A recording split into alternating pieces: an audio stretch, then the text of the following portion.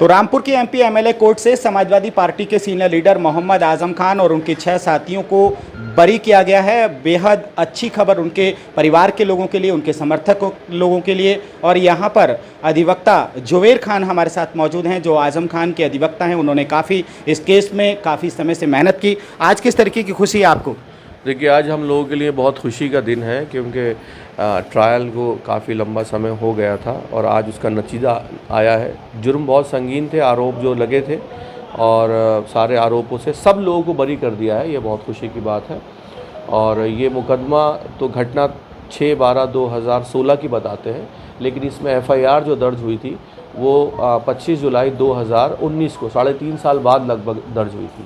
तो ये एफआईआर किसने दर्ज करवाई थी? इसके वादी इदरीस थे और वो फर्स्ट इन्फॉर्मेंट थे और उनकी वाइफ भी थी, और इल्ज़ाम बड़े सीरियस लगाए थे। उनकी वाइफ की तरफ से भी लगे थे कि उनके साथ में छेड़छाड़ की गई और अश्लील हरकतें की गई, और इल्ज़ाम उनके ख़िलाफ़ लगाया जो उस टाइम जो आले हसन सीओ थे, वो जा चुके थे यहाँ से, रामपुर से उनका ट्रांसफ़र हो चुका था पहले ही, और उनको ये कहते हुए इल्ज़ाम लगाया कि वो यहाँ सीओ थे और उन्होंने हमारे साथ छेड़छाड़ की। बरकत अली ठेकेदार, आज़म भाई एफआईआर में नामजद नहीं थे, और उनकी जो फर्स्ट आईओ और सेकंड आईओ ने उनके ख़िलाफ़ कोई भी एविडेंस नहीं पाई थी।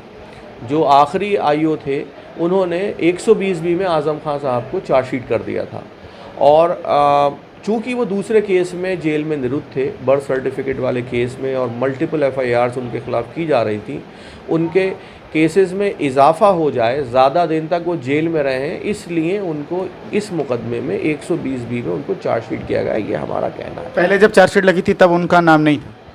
नहीं, चार्जशीट में एफआईआर में नाम नहीं था। तो नाम कैसे आया? नाम जो है वो उनका कहना ये है कि वादी जो जिन्होंने इनका नाम नहीं लिया, और 6-8 महीने बाद उनका मज़ीद बयान लिया गया, और वादी ने कहा कि साहब वो भी षड्यंत्र में शामिल है। उस वक्त वो कैबिनेट मंत्री थे? जिस वक्त की घटना है उस वक्त वो यस मिनिस्टर थे वो। लेकिन यहाँ पर जो सबसे अहम बात है इन मुकदमों के लिए, जो सब सारे मुकदमों के लिए जो हम उठा रहे हैं, कि ये ज़मीन जो थी नगर पालिका की ज़मीन थी, और इसको बनाया डिस्ट्रिक्ट अर्बन डेवलपमेंट अथॉरिटी ने, डूडा ने, और डूडा के जो चेयरमैन होते हैं वो होते हैं डीएम, और इसको प्रोजेक्ट को जो वो एडिशनल डिस्ट्रिक्ट मजिस्ट्रेट जो है वो प्रोजेक्ट को सुपरवाइज़ करते हैं। तो यहाँ पर जो वहाँ पर क्या उनके मकानात थे या नहीं थे, इस बात की तस्दीक करने के लिए जो बेस्ट एविडेंस थी वो डूडा की थी, लेकिन ये चीज़ छुपा ली गई इन्वेस्टिगेशन में कि वो ज़मीन जो थी नगर पालिका की थी, उनका कोई राइट ही नहीं था। लेकिन आपको तो इस सब चीज़ों का फ़ायदा मिला ना कोर्ट में, सब चीज़ें जब कोर्ट को बताई? कोर्ट को बताने के बाद जो है वो हमें इंसाफ मिला, लेकिन इस मुकदमे की वजह से जो वो जितने टाइम जेल में रहे, वो वक्त को तो लौट कर नहीं आ सकता। और जो उनके ऊपर जो इल्ज़ाम हैं, आप देखिए, कैबिनेट मिनिस्टर आप बता रहे हैं, कैबिनेट मिनिस्टर, और जो है लूट है 5,000 रुपये की, 4,000 रुपये की, बर्तन चोरी, बर्तनों की लूट, क्या आर्टिफिशियल ज्वेलरी की जो है वो प्लांट की गई थी रिकवरी। जो एलिगेशन लगाया कि हमारे घर से ज्वेलरी चुरा ली और उनके पास से बरामदगी दिखाई वो आर्टिफिशियल ज्वेलरी से, और वो कोर्ट ने उसको नहीं माना।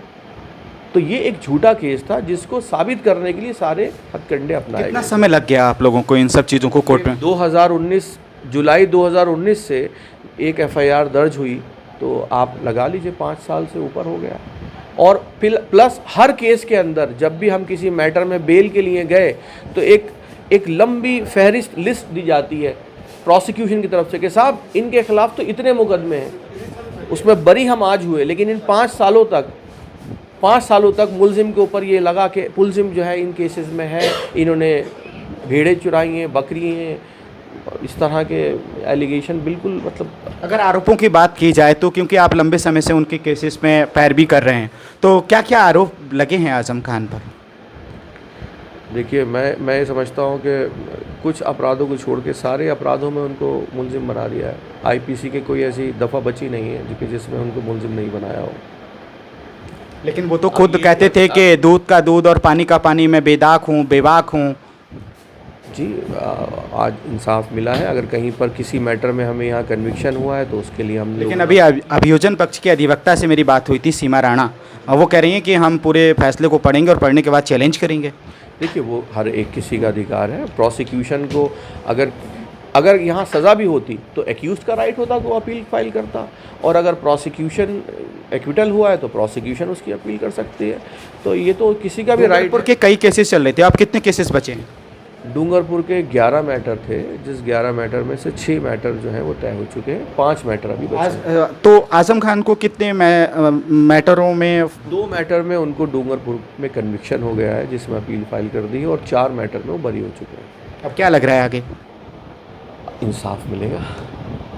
तो ये थे आज़म खान के अधिवक्ता जुबैर अली खान साहब, जो हमको बता रहे थे कि हमने जो सोचकर तैयारी की थी और आज उसी तैयारी पर जो फैसला आया है, जो कोर्ट का जजमेंट है, उसको सैल्यूट और सलाम करते हैं। और आगे भी जो केसेस बचे हैं उन सब केसेस में उम्मीद है कि आज़म खान बेगुनाह हैं। बहरहाल देखना यही दिलचस्प होगा कि तमाम सारी चीज़ों को लेकर जब जब आज़म खान मीडिया से मुखातिब होते थे तो वो अपने आप को बेबाक बेदाग बताते थे, लेकिन अब तमाम सारे केसों में आज़म खान को राहत भी मिली है, लेकिन कुछ केसों में उनके लिए आफत बनी है। देखना यही दिलचस्प होगा कि बाकी के केसों में आज़म खान को क्या राहत मिलेगी। OPTV इंडिया पर खबरों का सिलसिला लगातार जारी है। अगर अभी तक आपने हमारे चैनल को सब्सक्राइब नहीं किया है तो आप अभी कर लीजिए। और क्या है हमारी खबरों को लेकर आपकी राय, कमेंट्स बॉक्स में लिखना कभी ना भूलें। नमस्कार।